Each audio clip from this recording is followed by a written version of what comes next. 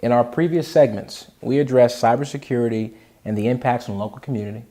We also addressed cybersecurity and the impacts on the state of Virginia and the federal government. But let's take it up another notch. Let's have the advanced discussion, cybersecurity and the impact on the North Atlantic Treaty Organization and the United States together. I've had some time with the North Atlantic Treaty Organization. I was there and I supported the NATO Communication Information System Group.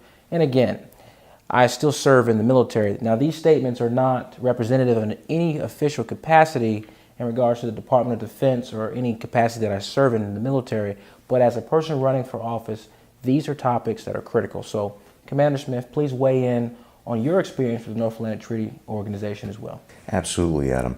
You know, I served in a variety of capacities, one of which was as a public affairs officer, and also I helped to stand up a directorate at the NATO staff, the Norfolk headquarters right here in America.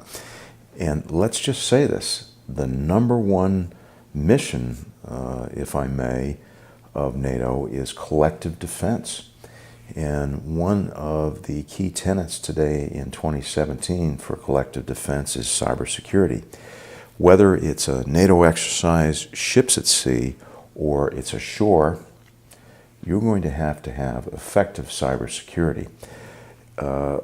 It's critical that NATO is able to share information, but amidst that sharing, it can't just be a blank check for a hacker somewhere world to be able to get that information that could be classified to the NATO world. Absolutely, and these information sharing requirements have been something that has enabled many missions, and partnerships are going to be critical for us to provide a level of security that will assure our citizens here in the United States as well as our allies abroad that we've got a good grip on our cybersecurity posture, not just as a nation, but as a partner in this fight. And I think what we also need to talk about, and we talk about defense, we also need to talk about offense. And a lot of things are coming up in the discussion right now is how do we react in these cyber attacks?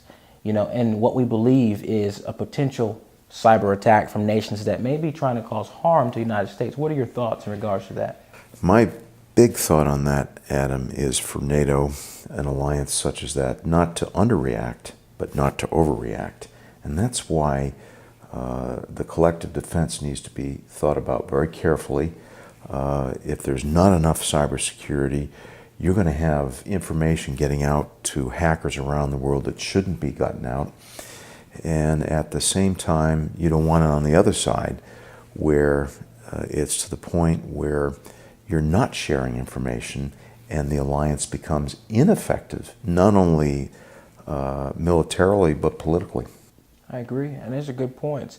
And I think every state, especially here in Virginia, that there's going to be a military reaction, either at the strategic operation or the tactical level. And our National Guard may have to respond, working with the Pentagon. And we've got the Pentagon in Arlington, and that's critical to note there, that military asset. But what's most important is how are we going to respond? And we've got many ways to do that. I think from a very passive way, we could impose economic sanctions, which I think have some great benefits. But if those economic sanctions don't work, what is going to happen? And I think there's an aggressive attack that will maybe have to be deployed, and we're looking at attacks on critical infrastructure. But these are going to be options that we have to consider and lay them out on the table to defend that NATO alliance.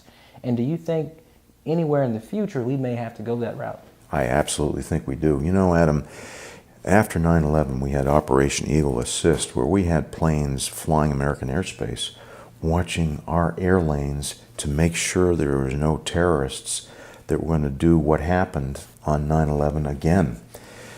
And in the cyber lanes, we can't have the same thing happening, whether it's in this nation or in the boundaries, if you can call them boundaries, within the NATO alliance.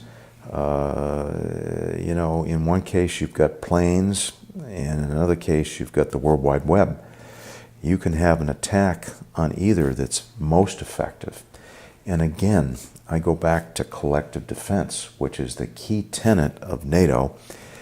In order for it to be effective, you've got to have collective defense. And today in 2017 and in the future, good cybersecurity, well thought out, well funded, and cybersecurity with good visibility, and again, well-trained officers and staff on cybersecurity is going to be part of that collective defense from each nation.